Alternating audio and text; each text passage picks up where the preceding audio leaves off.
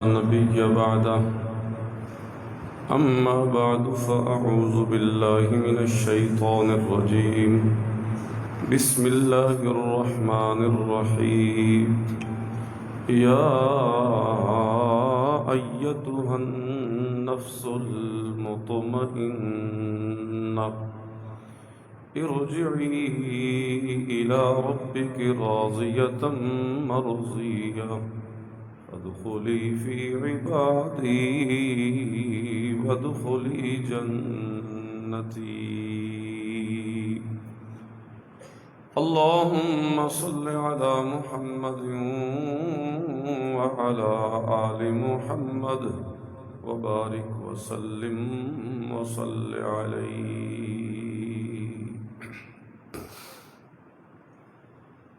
یہ سفر کا مہینہ چل رہا ہے.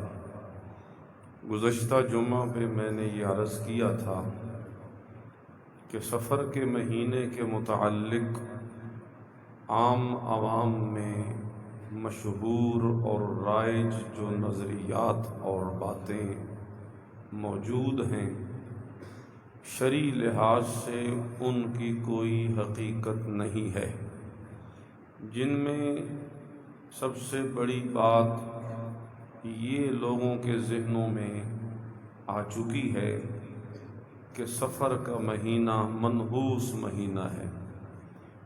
میں نے عرض کیا تھا کہ قرآن و سنت کی تعلیمات اس بات پہ گواہ ہیں کہ کسی چیز میں بھی نحوست اللہ تعالی نے نہیں رکھی.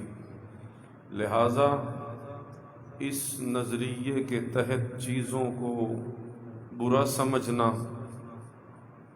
اور ان کے متعلق برا بھلا کہنا یہ کسی طریقے سے بھی درست نہیں ہو سکتا. یہی وجہ ہے کہ امام الانبیاء صلی اللہ علیہ وسلم نے اس چیز سے منع فرمایا، اور آپ علیہ السلام نے یہ بتا دیا کہ کسی چیز میں کوئی نحوست نہیں ہوتی. اور پھر آپ نے یہ بھی فرما دیا کہ زمانے کو گالی نہ دو، کیونکہ زمانہ تو خود اللہ کہتے ہیں کہ میں خود ہوں، میرے ہاتھ میں ہی کائنات کا انتظام ہے، میں ہی دن رات کو پلٹتا ہوں. تو اس لیے یہ نظریہ قرآن و سنت کے بالکل خلاف ہے. دوسری بات میں نے یہ کی تھی کہ بدشگونی کا یہ نظریہ شرک ہے. کسی چیز میں نحوست کا عقیدہ رکھ کر اس سے بچنا، پھر اس سے ڈرنا، یہ شرک ہے. میں نے اس کے ثبوت پہ حدیث پڑھی تھی. حضور اکرم صلی اللہ علیہ وسلم نے ارشاد فرمایا الطیرۃ شرکن الطیرۃ شرکن الطیرۃ شرکن. 3 مرتبہ حضور نے فرمایا کہ بدشگونی، نحوست رکھنے کا عقیدہ رکھنا شرک ہے، شرک ہے، شرک ہے. صحابی نے پوچھا اس کا کفارہ کیا ہے اگر کوئی یہ کر بیٹھے؟ تو آپ نے فرمایا کفارہ یہ ہے کہ وہ یہ پڑھے اللہم لا خیر الا خیرک ولا طیر الا طیرک ولا الہ غیرک. اے اللہ، مجھے پہلے تو یہ پتہ نہیں تھا، اب مجھے پتہ چل گیا، تو میں زبان سے کہہ رہا ہوں کہ خیر وہی ہے جو صرف تیری طرف سے آتی ہے، کوئی دنیا میں خیر نہیں دے سکتا، اور شر اور نحوست بھی صرف وہی ہے جو تیری طرف سے آتی ہے، وہ بھی کائنات میں کوئی نہیں کسی کو دے سکتا. اس لیے میں کسی سے نہیں ڈرتا، نہ کسی کے متعلق ایسا عقیدہ رکھتا ہوں. اب میرا یہ عقیدہ بن گیا ہے کہ لا الہ غیرک، یہ جو نفع نقصان کا مالک ہونا ہے نا، یہ کوئی چیز، کوئی ہفتہ، کوئی دن، کوئی مہینہ، کوئی زمانہ، کوئی جگہ، کوئی شے نہیں ہے.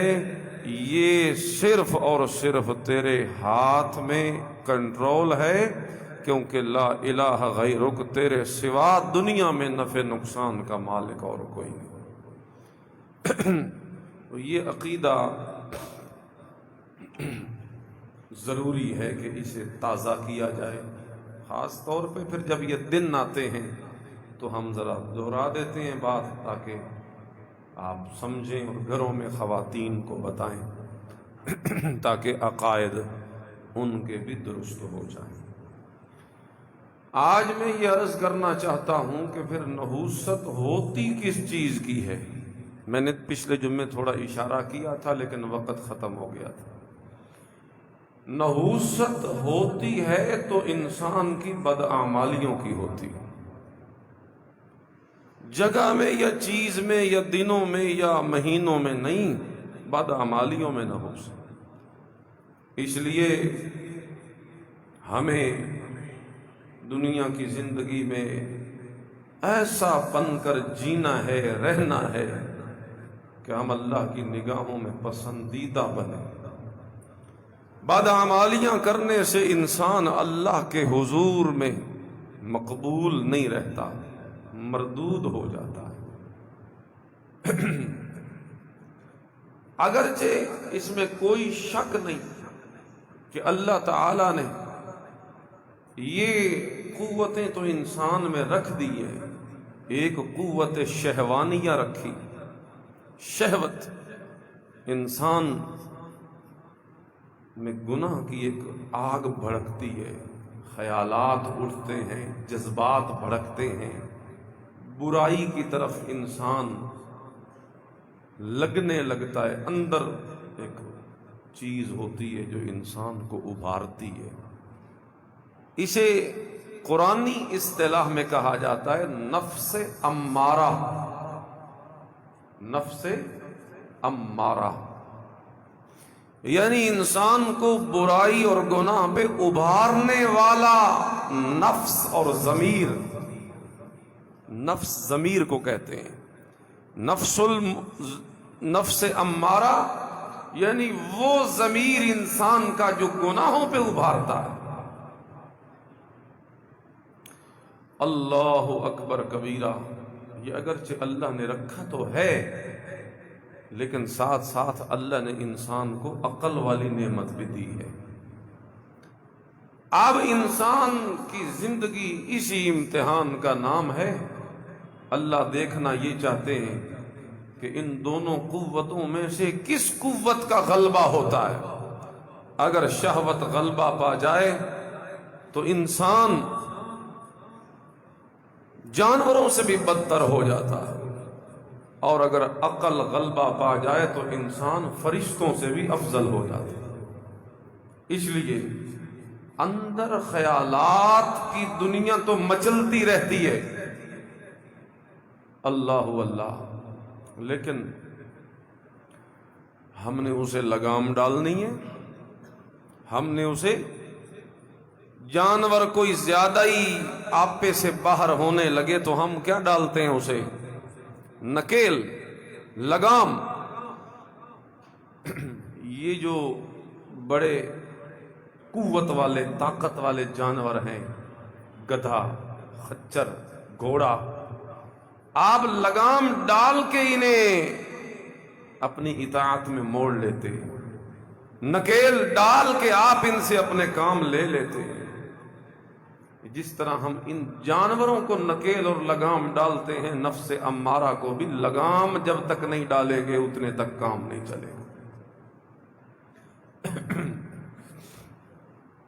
ورنہ اللہ اللہ، حملہ تو بڑی بڑی جگہوں پہ کرتا ہے۔ وہ جس وقت سیدنا یوسف علیہ السلام، بلکہ اس سے بھی پیچھے چلے، قرآن کریم میں نفس امارہ کا ایک واقعہ ہے۔ اعوذ باللہ من الشیطان الرجیم، بسم اللہ الرحمن الرحیم۔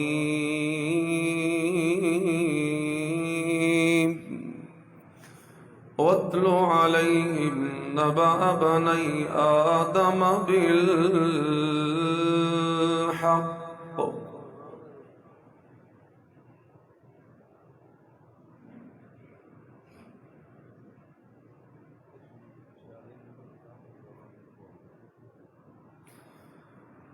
وَاتْلُ عَلَيْهِمْ نَبَأَ بَنِي آدَمَ بِالْحَقِّ۔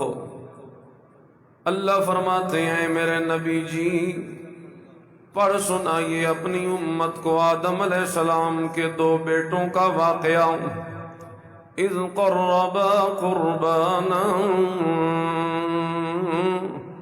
جب ان دونوں نے اللہ کے حضور قربانی پیش کی، فتقبل من احدہما،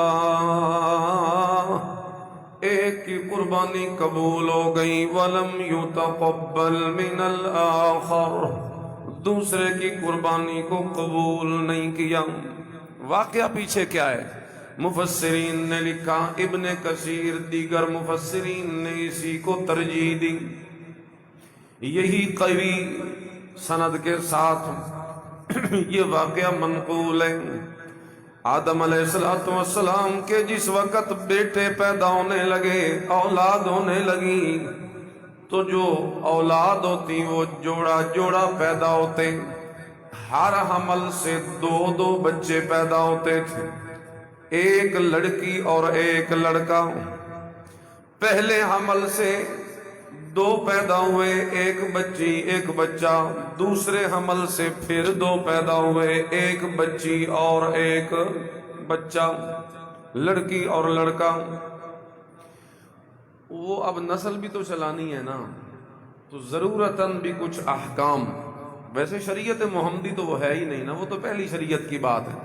اس شریعت میں حکم یہ دیا گیا آدم علیہ السلام کو، جس حمل کے جوڑے بچے پیدا ہوں ان کا آپس میں نکاح جائز نہیں، وہ حقیقی بہن بھائی کہلائیں گے، اور جو اس کے بعد دوسرے حمل سے دوبارہ دو بچے پیدا ہوں، اللہ، آپس میں تو ان کا نکاح نہیں ہو سکتا، لیکن مختلف حمل والوں کا ایک دوسرے کے ساتھ نکاح ہو سکتا ہے، یعنی پہلے حمل کا بچہ اور دوسرے حمل کی بچی، یا دوسرے حمل کا بچہ اور پہلے حمل کی بچی، یعنی مختلف حملوں سے جو اولاد ہوئی ہے ان کا آپس میں نکاح جو ہے وہ جائز قرار دیا نسل انسانی کو بڑھانے کے لیے۔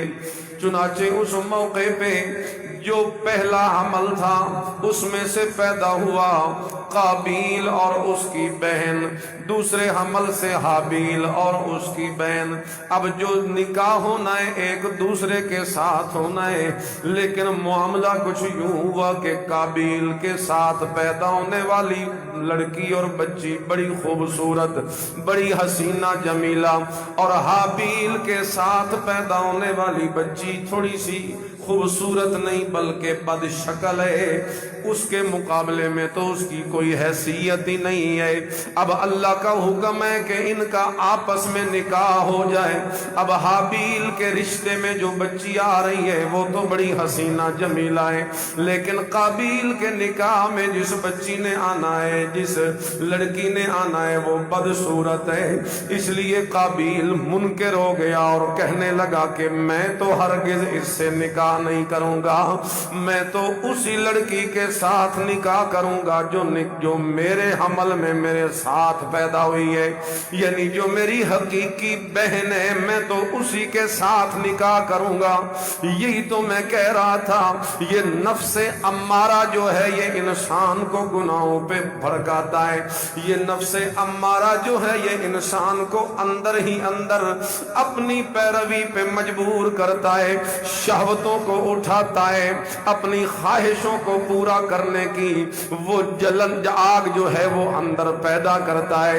اس لیے قابیل اس نفس امارہ کا شکار ہو گیا۔ اس دنیا میں سب سے پہلا گناہ تو یہ کرنے لگا، کہنے لگا کہ میں اپنی سگی بہن کے ساتھ میں نے نکاح کرنا ہے۔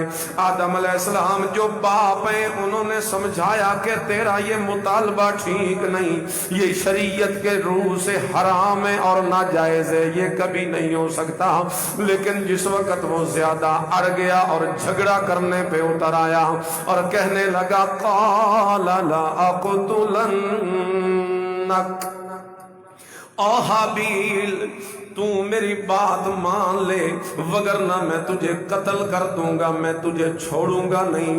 یہ جو تیری ساتھ جس کا نکاح ہونا ہے یہ تیری نہیں بلکہ میری ہے۔ اور جس طرح آج بھی دنیا کے اندر حسن پرست قسم کے لوگ اپنے ماں باپ کو ٹھکرا کر، ان کی رضامندیاں ٹھکرا کر خود اپنے تئیں اپنے مستقبل کے فیصلے کرنے لگ جاتے ہیں، لیکن یہ دنیا کے اندر واضح ہو چکی ہے یہ بات، تجربہ واحد شاہد ہے اس بات پر کہ جو بچے اپنے مستقبل کے فیصلے ماں باپ سے نہیں کرواتے خود کرنے لگ جاتے ہیں، ان کا انجام خطرناک نکلتا ہے، ان کا انجام غلط نکلتا ہے۔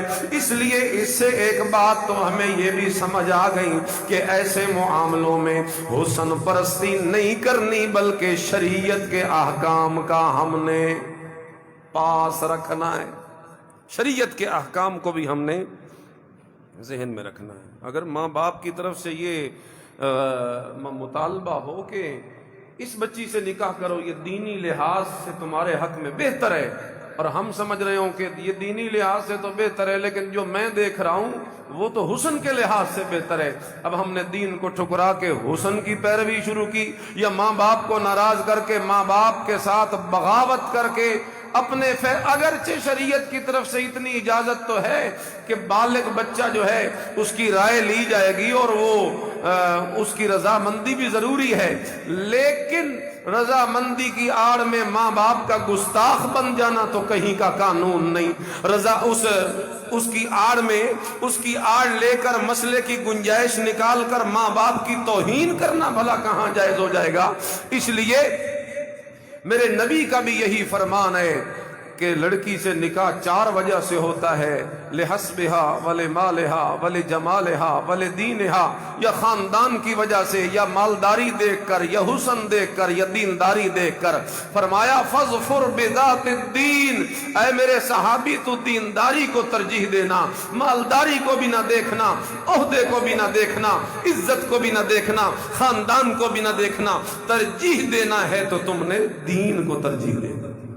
اور ایک حدیث میں میرے نبی نے فرمایا الا تفعلوه، اگر تم یہ نہیں کرو گے یعنی دینداری کی ترجیح تمہارے ہاں نہیں رہے گی تو تکن فتنۃ فی الارض وفساد عریض، تمہاری اس حرکت کے نتیجے کے اندر زمین میں بہت بڑا فساد برپا ہو جائے، زمین میں بہت بڑا فتنہ برپا ہو جائے۔ اس لیے نوجوانوں سے خاص طور پہ کہتا ہوں شادی نکاح بیاہ کے معاملے میں شریعت کے احکام کا خیال کیجیے اور ماں باپ کی قدر بھی ذہن میں رکھیں۔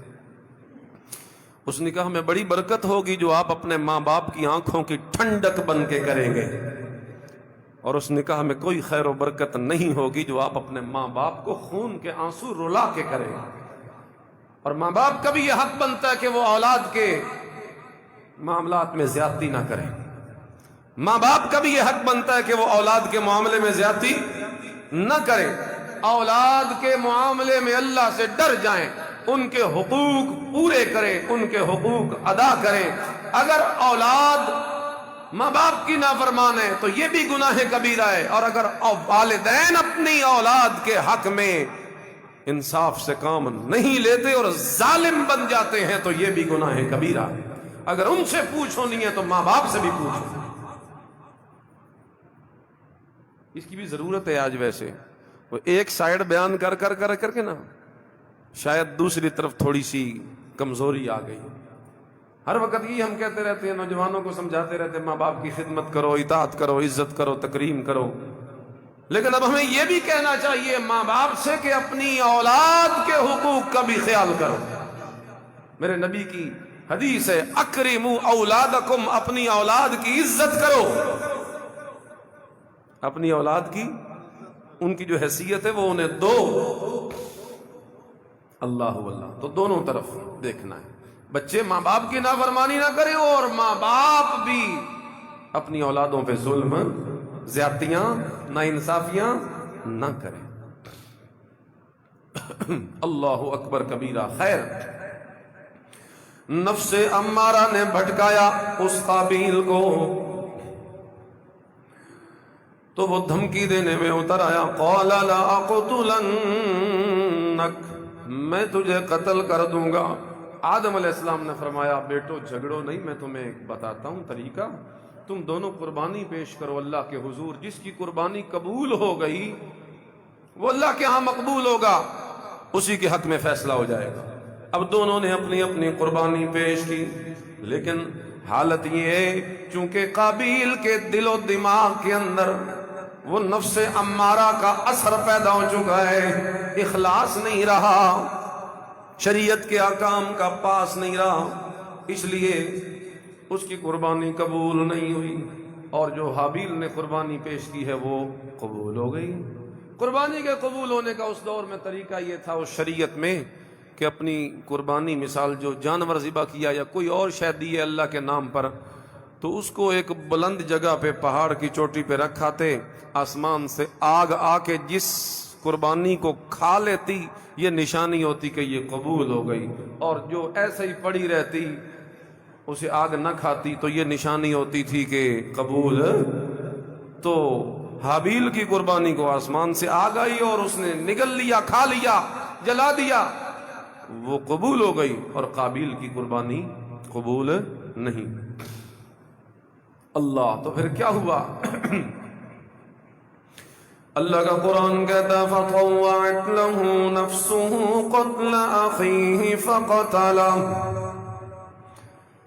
نفس امارہ جو بن پہ پہنچا، بھڑکی اندر شہوت کی آگ اور بھڑکی اندر حسد کی آگ، گناہوں پہ جس وقت بھڑکایا قابیل کو نفس امارہ نے، تو اس کے دل میں یہ ایک بات آئی، ویسے تو میرا مقصد حل نہیں ہو سکتا، ہاں یہ طریقہ ضرور ہے، فَطَوَّعَتْ لَهُ نَفْسُهُ قَتْلَ أَخِيهِ،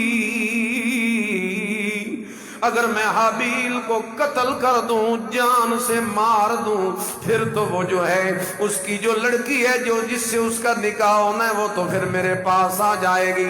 چنانچہ آج بھی یہ بیماری موجود ہے، آج بھی حسن پرستوں کے بڑے خطرناک عزائم ہوتے ہیں، وہ اپنے ماں باپ کو بھی رلاتے ہیں، لیکن بعض اوقات یہ ہوتا ہے کہ اس معاملے میں اتنا آگے نکل جاتے ہیں کہ لڑکی کے ماں باپ کو بھی رلاتے ہیں، ان کو بھی خون کے آنسو رلاتے ہیں، ناحق قتل کر دیا جاتا ہے۔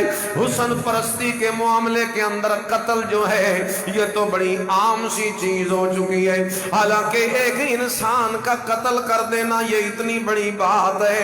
اللہ کا قرآن کہتا ہے وَمَن يَقْتُلْ مُؤْمِنًا مُتَعَمِّدًا فَجَزَاؤُهُ جَهَنَّمُ، جس بندے نے کسی جان کو قتل کیا جان بوجھ کے ناحق، اللہ کا قرآن کہتا ہے اللہ اسے جہنم والے قید خانے کے اندر ڈال کے عذاب دے گا۔ اس لیے قتل نہ کیجئے، آج بڑی عدم برداشت کا دور ہے، چھوٹی چھوٹی بات پہ ہم بفر جاتے ہیں، چھوٹی چھوٹی بات پہ بیٹا باپ کا قتل کر دیتا ہے، چھوٹی چھوٹی بات پہ خامد بیوی پہ تیزاب پھینک دیتا ہے، چھوٹی چھوٹی باتوں پہ لڑائیاں اتنی زیادہ بڑھ جاتی ہیں کہ ایک دوسرے کو سخت نقصان پہنچایا جاتا ہے، بعض اوقات قتل بھی کر دیا جاتا ہے۔ اس لیے نفس امارہ کو کنٹرول کیجئے، لگام ڈالیے، ورنہ یہ نفس امارہ نہ تمہیں دنیا کا چھوڑے گا نہ آخرت کا چھوڑے گا۔ اس لیے جب بھی دل کے اندر یہ بھڑک پیدا ہو، جب بھی دل کے اندر یہ طلب پیدا ہو، جب بھی دل کے اندر یہ خواہش پیدا ہو کہ میں اپنے دل کی مانوں اور خواہشوں کو مانوں، اس وقت فوراً ہمیں یہ دیکھنا چاہیے یار میں اپنے نفس کی خواہش پوری کر کے کہاں جاؤں گا، پھر کیا کروں گا، نتیجہ کیا نکلے گا؟ حالانکہ نتیجہ تو یہ نکلے گا کہ اگر میں اپنے نفس کی بات مان کے اللہ کو ناراض کروں گا تو پھر ایک دن نہ جس دن اللہ کے دربار میں کھڑے ہو کے مجھے سوالوں کا جواب دینا پڑے گا، پھر ایک دن آئے گا جس دن اللہ کے حضور حاضری میری بڑی مشکل ہو جائے گی۔ اس لیے اللہ کا جو ہے وہ دل کے اندر دھیان رکھے، اور جس طرح قرآن کریم میں اللہ کریم فرماتے ہیں وَأَمَّا مَنْ خَافَ مَقَامَ رَبِّهِ وَنَهَى النَّفْسَ عَنِ الْهَوَىٰ فَإِنَّ الجنت ہی المأوى۔ جو بندہ نفس امارہ کی خواہشات کو دبا لے، یہ سوچ کر کہ میرا اللہ مجھے دیکھ رہا ہے، یہ سوچ کر کہ میں اپنے اللہ کو کیا جواب دوں گا، یہ سوچ کر کہ میں اپنے اللہ کو کیا منہ دکھاؤں گا، اللہ کریم فرماتے ہیں جو بندہ میرے ڈر کی وجہ سے نفس کی بات ٹھکرا کے میری بات مان لیتا ہے، پھر میں بھی اتنی عزت کرتا ہوں، فَإِنَّ الْجَنَّةَ هِيَ الْمَأْوَى۔ میں اللہ کریم اس بندے کے لیے جنت والا مہمان خانہ تیار کر کے اس کے استقبال میں بیٹھا ہوں۔ اللہ اللہ اللہ اللہ۔ اس لیے نفس تو بھڑکاتا ہے۔ یوسف علیہ السلام اور جس وقت زلیخا انہیں اپنے چنگل میں پھنسانے لگی، لیکن وہ تو اللہ کے نبی تھے، اللہ کی مدد سے وہ تو اس کے اس غلیظ ارادے سے بالکل محفوظ رہے، لیکن جس وقت بچ گئے گناہ سے اس موقع پہ کیا کہتے ہیں، باہر آ کے یہ کہتے ہیں ما ابرئ نفسی النفس لأمارة بالسوء إلا ما رحم ربی۔ مت سمجھنا کہ میں گناہ سے بچ گیا ہوں، یہ کوئی میرا اپنا کمال ہے، بلکہ میں تو یہ کہتا ہوں اگر میں گناہ سے بچ گیا ہوں تو میرے اللہ کا رحم ہو گیا ہے میرے اوپر، وگرنہ نفس امارہ تو بھڑکاتا ہے انسان کو گناہ کرنے کے لیے، لیکن بچتا وہی ہے جس بندے پہ اللہ کی رحمت ہو جاتی ہے، اور رحمت اس پہ ہوتی ہے جو تھوڑا ارادہ کرتا ہے گناہ سے بچنے کا، رحمت اس پہ ہوتی ہے جو روکتا ہے اپنے آپ کو اور اپنی خواہشوں کو لگام ڈالتا ہے۔ اور جس طرح سیدنا یوسف علیہ السلام کو دعوت تو وہ دے رہی ہے، ایک طرف سے پیغمبر کی بھرپور جوانی ہے، ایک طرف سے پیغمبر علیہ السلام کھڑے ہیں، جوانی بھی بھرپور ہے، طاقت بھی بھرپور ہے، حسن بھی بھرپور ہے، اور دعوت بھی گناہ کی عورت کی طرف سے دی جا رہی ہے، کمرے بھی سارے بند ہیں، تالے بھی لگے ہوئے ہیں، پہرے دار بھی کھڑے ہوئے ہیں، کسی قسم کا کوئی ڈر یا خوف یا خطرہ بھی کوئی نہیں ہے، عورت خود زنا اور گناہ کی دعوت دے رہی ہے، لیکن اس موقع پہ یوسف پیغمبر نے اپنی جوانی کی حفاظت کر کے ہمیں نمونہ دے دیا۔ ایسے موقعوں پہ جب گناہ دعوت دے رہا ہو، ایسے موقعوں پہ جب گناہ بلا رہا ہو، ایسے موقعوں پہ جب عورت خود بلا رہی ہو، ایسے موقعوں پہ جب جہنم خود بلا رہی ہو، اس موقع پہ ہم نے کیا کرنا ہے؟ ہم نے بھی وہی جملہ بولنا ہے جو یوسف پیغمبر نے بولا تھا اور فرمایا تھا، قال معاذ اللہ، اے میرے مالک میں تیری پناہ میں آنا چاہتا ہوں، مجھے اس گناہگار عورت کے چنگل سے بچا لے۔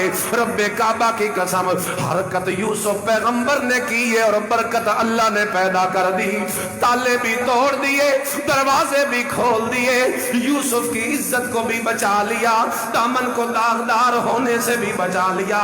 آج ہم گناہوں کی جگہ پہ کھڑے رہتے ہیں لیکن کہتے ہیں کہ جناب اللہ کی رحمت نہیں آ رہی اور برکت نہیں آ رہی۔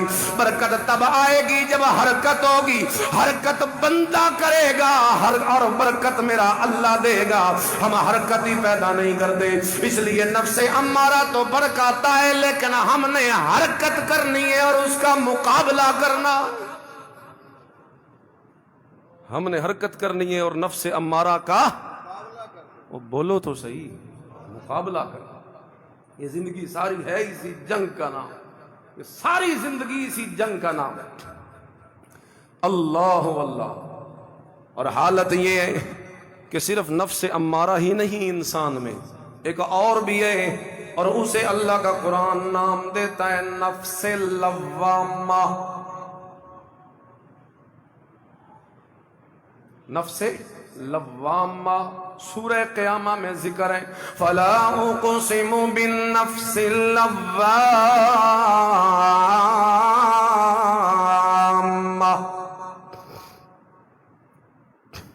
اللہ اکبر۔ وہ جو ملامت کرنے والا ہے،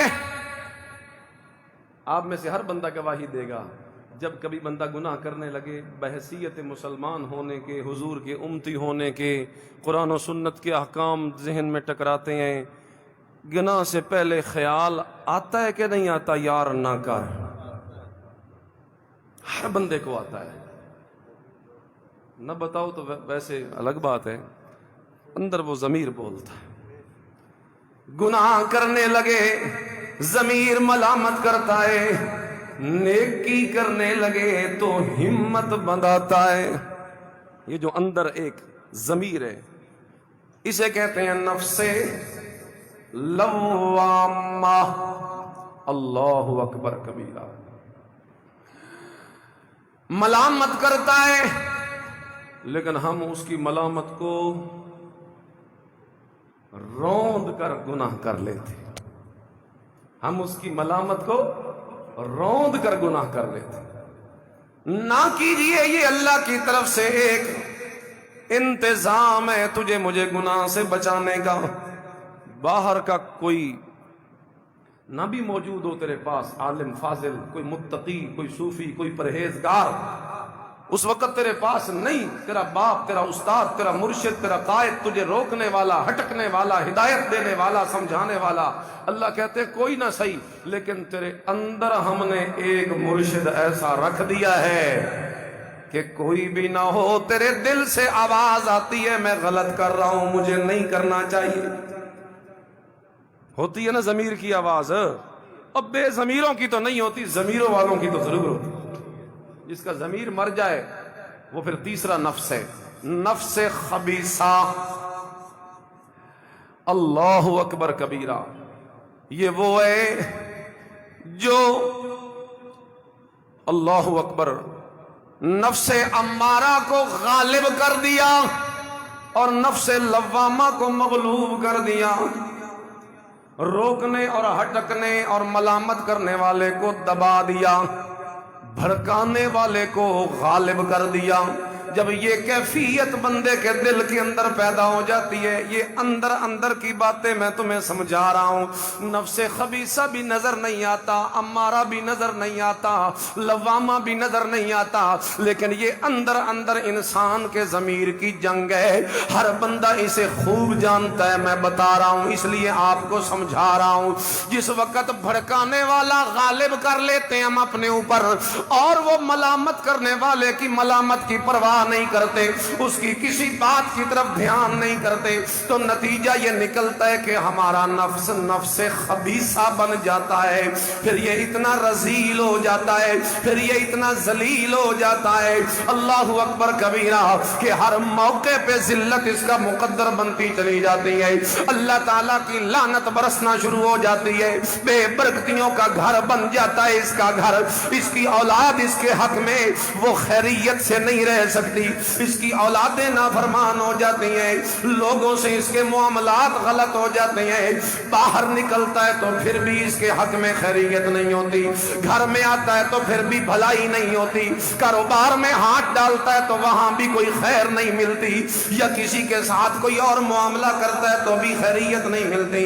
یہ اس کا نتیجہ ہوتا ہے کہ ہم نے جناب اپنے نفس امارہ کو غالب کیا ہوا ہے اور نفس لوامہ کو ہم نے دبا دیا، حالانکہ اللہ کا حکم یہ ہے نفس امارہ کو دبا کے رکھنا ہے اور ملامت کرنے والے کو غالب کر کے رکھنا ہے، وہ جب ملامت کرے تو اس کی ملامت کو لے لینا ہے، وہ جب سمجھانے لگے تو اس کی بات کو سمجھ جانا ہے، لیکن ہم چونکہ اس کی پرواہ نہیں کرتے، یہی وجہ ہے کہ ہمارا نفس امارہ غالب ہو گیا۔ جب یہ غالب ہو جاتا ہے تو یہ اگلا درجہ چڑھ جاتا ہے کہ یہ نفس خبیثہ ہو جاتا ہے، اور اللہ کا قرآن سورہ انفال میں ہمیں سمجھاتا ہے، اور اللہ کریم فرماتے ہیں یہ جو نفس خبیثہ ہے، اللہ اکبر،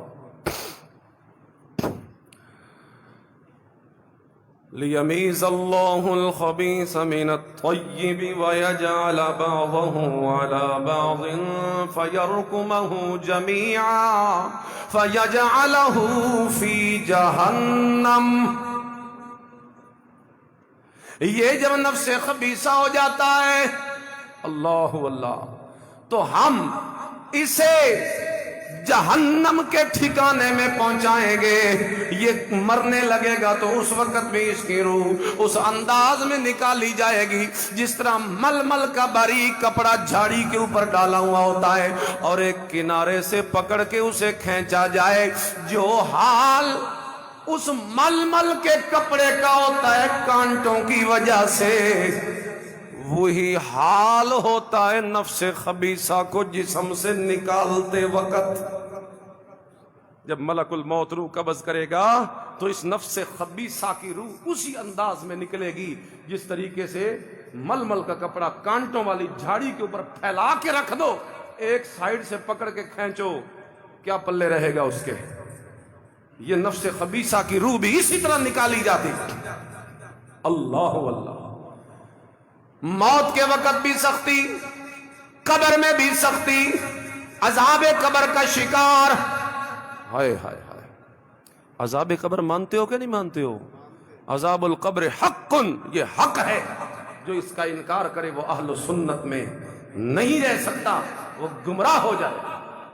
عذاب قبر حق ہے. بولو عذاب قبر حق ہے. حق ہے. لیکن قبر کے دو مفہوم ہیں، آپ کو سمجھا رہا ہوں. علماء دیوبند تمام نے تقریباً یہ بات لکھی، حضرت تھانوی نے، دیگر بڑے بڑے علماء نے، کہ ایک قبر ہوتی ہے یہ عرفی، ایک ہوتی ہے شرعی. عرفی قبر یہ جو گڑھا کھودتے ہو، جس کے اوپر کھڑے ہوتے ہو، جسے کچا بنانے کا حکم ہے، جس پہ کھڑے ہو کے دعا کرنے کا حکم ہے، جس کی زیارت کے لیے کبھی کبھی جانے کا حکم ہے، یہ عرفی قبر، یہ گڑھا زمین کا، اس کو ہم قبر کہتے ہیں. ایک ہے شرعی قبر. شرعی قبر وہ ہوتی ہے جہاں جا کے بندے کی روح ٹھہرتی ہے، جہاں جا کے بندے کی، اور روح جسم جو نکل گئی ہے نا، یہ اب جہاں جا کے ٹھہری ہے نا، اس جہان کو قبر کہتے ہیں. وہ شرعی قبر ہے جسے شریعت قبر کہتی. تو حدیثوں میں، قرآن میں، آیتوں میں اصول یاد رکھ لیجئے، جہاں کہیں بھی عذاب و ثواب کی بات ہو تو وہ قبر مراد ہوتی ہے، اور جہاں کہیں دنیاوی احکام کا ذکر ہو، قبر پہ کھڑے ہونے کا ذکر، کچا بنانے کا ذکر، قبر کو بوسا نہ لو، قبر کے اوپر سجدہ نہ کرو، تو یہ جو دنیاوی احکام ہے اس سے یہ عرفی قبر مراد ہوتی ہے. اور عذاب ثواب کی جہاں آیتوں میں، حدیثوں میں بات ہوتی ہے تو کون سی قبر مراد ہوتی ہے؟ شرعی، شریعت جسے قبر کہتی ہے. بہرحال یہ قرآن کی آیت نہیں، ثم اماتہ فاقبرہ، ہم نے اسے موت دی اور فاقبرہ، فوراً قبر میں ڈال دیا. اور تسی تو قبر پتہ نہیں کدو جا کے دفن کرنا ہے. اللہ کا قرآن کہتا ہے یہ مرا اور فوری قبر میں چلا گیا. یہ کون سی قبر ہے؟ یہ شرعی قبر ہے. یعنی یہاں سے نکلا، جہاں روح نے جانا تھا وہاں پہنچ گیا. نیکوں کی علیین میں اور بروں کی سجین میں. وہ جنت کی آسائشوں والا مقام، یہ جہنم کی سزاؤں والا مقام. جنت جہنم نہیں، لیکن اسی سے ملتا جلتا، قیامت آنے سے پہلے پہلے روحوں کو ٹھہرانے کے لیے ایک مقام. علیین اور سجین، علیین اوپر، سجین نیچے. اللہ. بہرحال قبر کا عذاب، سوال جواب میں مشقت، اللہ، سخت عذاب میں مبتلا قیامت تک. اللہ اللہ اللہ اللہ اللہ اللہ. اس لیے نفس خبیثہ نہ بنائیے. جب کبھی ملامت کرنے والا اندر سے ملامت کرے تو اس کی بات مان لیجئے. یہ ابھارنے والا تو تمہیں ہلاک کر دے گا، یہ تمہیں خبیثہ بنا دے گا. اللہ. تین ہو گئے: نفس امارہ، بھڑکانے والا، گناہ پہ بھڑکانے والا; لوامہ، روکنے والا، اندر ملامت کرنے والا; تیسرا خبیثہ. اگر اس کی نہ مانی جائے اور غالب کر لیا جائے بھڑکانے والے کو، اور مغلوب کر لیا جائے ملامت کرنے والے کو، تو پھر کون سا نفس ہو جاتا ہے؟ خبیثہ. اللہ اکبر کبیرہ. لیکن اگر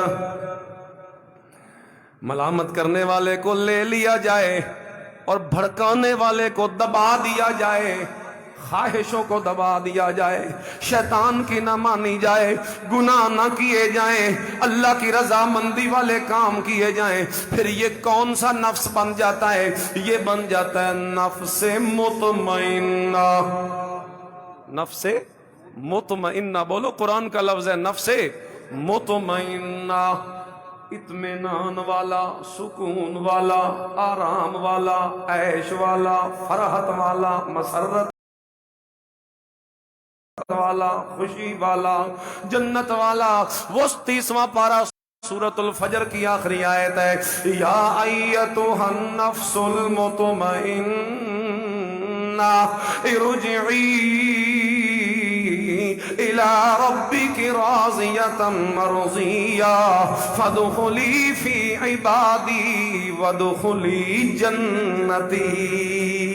جس وقت روح نکلنے لگتی ہے، موت کا وقت ہوتا ہے، اللہ اللہ، یہ جنت میں جانے کا وقت ہوگا، دونوں تفسیریں ہیں، یہ وقت ہو یا وہ وقت ہو، اس وقت پکارنے والا پکارتا ہے، یا ایتھا النفس المطمئنہ، او مطمئن جان، اور شیطان کی بات کو دبانے والے، اور ملامت کرنے والے، نفس کو غالب کرنے والے، اور رحمان کی باتوں کی قدر کرنے والے، اور گناہ سے اپنے آپ کو بچا لینے والے، اور شیطان پہ لعنت بھیج کے اس سے پناہ مانگنے والے، تجھے مبارک ہو، آج تیری موت کا وقت آیا ہے، تو تیری روح ایسے نکالی جائے گی جس طرح آٹے میں سے بال نکال لیا جاتا ہے۔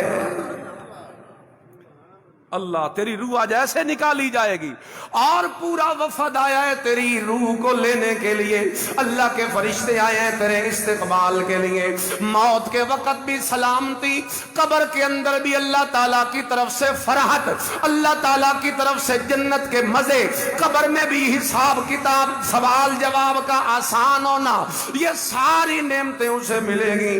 پھر جب جنت میں قیامت والے دن قبر سے اٹھایا جائے گا، اللہ کہتے ہیں نحشر المتقین الی الرحمن وفدا، جس وقت اٹھانے کا وقت ہوگا، ہم فرشتوں کی جماعت بھیج کے اس کا استقبال کروائیں گے، اسے قبر سے سلامیاں دے دے کے اٹھائیں گے، یہ میدان محشر میں چلے گا، اس کے دائیں بھی فرشتے، اس کے بائیں بھی فرشتے، اس کے آگے بھی فرشتے، اس کے پیچھے بھی فرشتے، چاروں طرف سے سلامیاں سلامیاں سلامیاں سلامیاں، ان عزتوں سے ہوتا ہوا چلتا ہوا اللہ کے عرش کے سائے میں، اور وہاں پہ جنت کی طرف جب جانے لگے گا تو وہاں پہ دروغ جنت، وہ جنت کا فرشتہ بھی سلام کہے گا، اور جس وقت سلام لے کے اندر جائے گا تو اوپر سے اللہ کی آواز آئے گی، سلام علیکم طبتم فادخلوها خالدین۔ آ میرا بندہ، اور مطمئن جان، تو نے ساری جہان کی سلامتیاں اور سلام سن لیے، اب آخر میں اللہ کا سلام بھی قبول کر۔ ہائے ہائے ہائے، اور میرے بھائیوں، یہ شیطان تو ہمیں بھڑکاتا ہے، گناہوں پہ لگاتا ہے، زنا پہ لگاتا ہے، چوری پہ لگاتا ہے، غیبت پہ لگاتا ہے، ماں باپ کی نافرمانی پہ لگاتا ہے، رشوت پہ لگاتا ہے، سود پہ لگاتا ہے، بد نظری کرنے پہ لگاتا ہے، بہن بھائی بیٹیوں کی عزتوں کو لوٹنے پہ لگاتا ہے، مال لوٹنے پہ لگاتا ہے، دھوکہ دینے پہ لگاتا ہے، اسی طرح کے گندے کام کروا کر یہ ہمیں نفس خبیثہ بنا دے گا۔ اگر ہمارا نفس خبیثہ بن گیا، ہماری دنیا بھی جہنم بن جائے گی، ہماری روزی بھی تنگ ہو جائے گی، برکت بھی اٹھ جائے گی، خیر بھی اٹھ جائے گی، اور موت کا وقت بھی مشکل ہو جائے گا، قبر کے سوال جواب میں بھی پھنس جائیں گے، جہنم کا عذاب مسلط ہو جائے گا، میدان محشر میں ذلت ہوگی، وہاں پہ جہنم کی قید ہوگی، پھر جہنم میں داخلہ ہوگا۔ لیکن اگر ہم اپنے نفس کو بنا لیں نفس مطمئنہ، جب شیطان دل میں برائی کا خیال ڈالے، ہم کہیں لا حول ولا قوت الا باللہ، اعوذ باللہ من الشیطان الرجیم، بار بار پڑھیں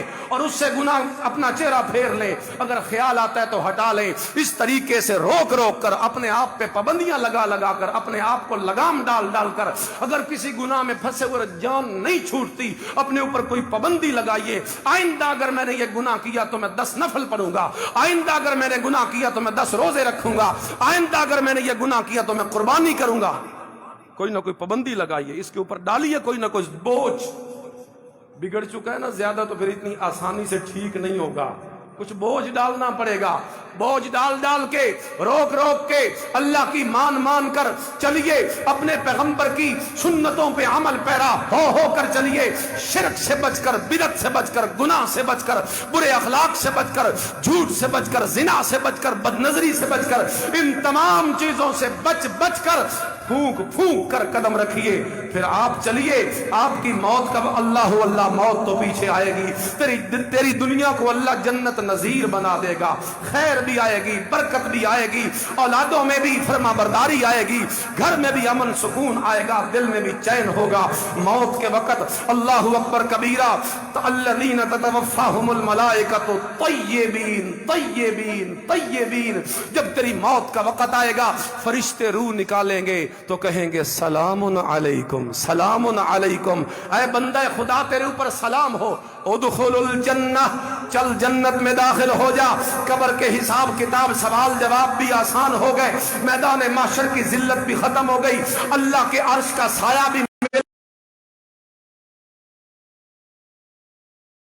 تو اس پہ راضی، وہ تجھ پہ راضی، تو اللہ پہ راضی، اللہ تیرے اوپر راضی۔ فادخلی فی عبادی، فادخلی فی عبادی، چل داخل ہو جا میرے بندوں میں۔ اور اللہ تیرے بندے کہاں رہتے ہیں؟ اللہ کہتے ہیں وادخلی جنتی، تیرے بندے کہاں رہتے ہیں؟ فرمایا داخل ہو جا جنت میں۔ یہاں سے بھی ثابت ہوا روح بدن سے نکلتی ہے، اگر نفس مطمئنہ ہو تو ٹھکانہ کون سا ہوتا ہے؟ جنت کا ہوتا ہے۔ ایک قبر دی زندگی ماننا، ایک ہے جنت کی زندگی ماننا۔ آپ کا کیا دل کرتا ہے؟ جو دل کرتا ہے وہی مانیے، جو قرآن کہتا ہے وہی مانیے۔ اس لیے میں نے 4 قسم کے اقسام کے نفس بیان کیے۔ ایک نفس امارہ، گناہوں پہ بھڑکانے والا، دوسرا لوامہ، آگے سے روکنے والا، ملامت کرنے والا، تیسرا خبیثہ، اگر اس کی بات نہ مانی جائے تو انسان بدترین مخلوق بن جاتا ہے، لیکن اگر اس کو روکا جائے، اللہ سے بندہ ڈر جائے تو بندہ نفس مطمئنہ بن جاتا ہے۔ نفس مطمئنہ کے لیے دنیا بھی کامیاب ہے اور آخرت بھی کامیاب ہے۔ اللہ ہمیں عمل کی توفیق نصیب کرے۔